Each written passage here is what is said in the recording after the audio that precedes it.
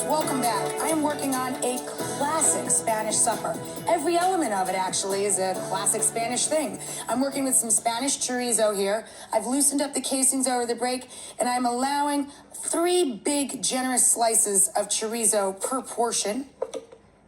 Over here, I've got chicken spiced up in a very traditional way for Spanish cooking. I've got some paprika, or you could use a smoked paprika. I'm using sweet paprika. And I've got flat leaf parsley, which they put in pretty much everything, and a little bit of citrus zest. I chose orange. You could use lemon as well, no problem. A little salt and pepper. We didn't want the chicken to be jealous of all the flavor in the chorizo, so we had to do a little something for him. Over here, I've got a skillet getting nice and hot here with just a drizzle of EVOO to give the chorizo a place to go. Then I'm going to put the chorizo down in there and just let it render a little bit and develop some color and some flavor.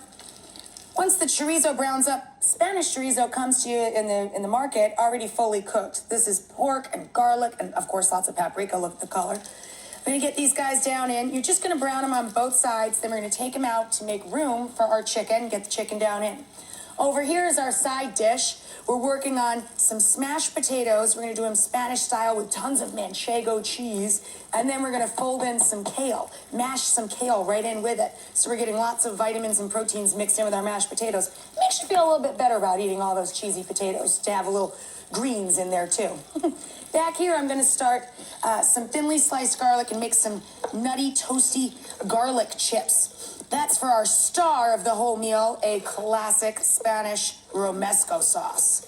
I've got bread toasting in the oven.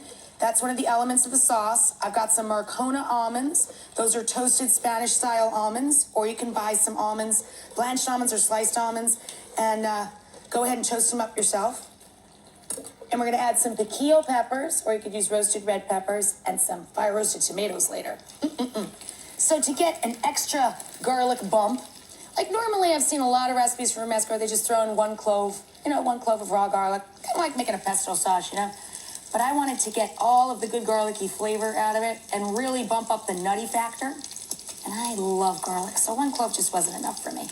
So what I'm going to do here is put in about 1/4 to 1/3 of a cup of EVOO, which is what I need for the entire sauce to make the romesco sauce. I'm going to start in a cold pan, put in 3 or 4 large cloves of garlic, thinly sliced.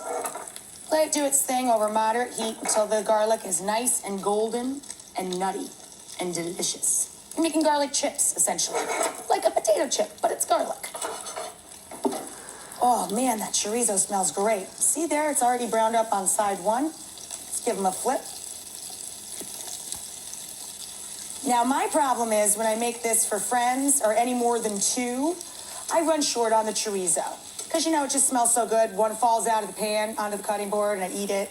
Then as I'm transferring it to the plate, oops, another one drops out of the cutting board, and I eat it. So people really get kind of shortchanged when they eat this one at my house. I'm going to grab our toasty bread.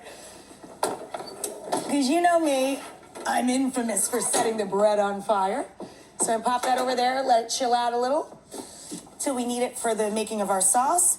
In the fridge, I'm going to grab one of my favorite greens, kale. Nice curly kale. Okay. If you've never had kale before, in my family, it's very common. We put it in soups and stews and grew up eating a lot of it. But if you haven't used it before, it has a pretty substantial stem. It stands up great to cooking. It has such wonderful flavor. You got to try it. But if you haven't worked with it before, here's how you strip it off the stem. Just put it between your fingers and give it a little tug there. That's how you stem them. Ooh, my chorizo's done. Let's get it out. Take your chorizo chunks out. And into that little bit of fat that's rendered from them, we're going to drop in our chicken and get that cooking. The chicken's going to take about 10 to 12 minutes, depending on what cut you use, whether you're using boneless, skinless thighs or breasts and how big they are that day. There we go. Hello, Mr. Chicken. Let me introduce you to a nice hot skillet. There we go. Things are coming along really nicely, huh? I'm going to keep an eye on the garlic.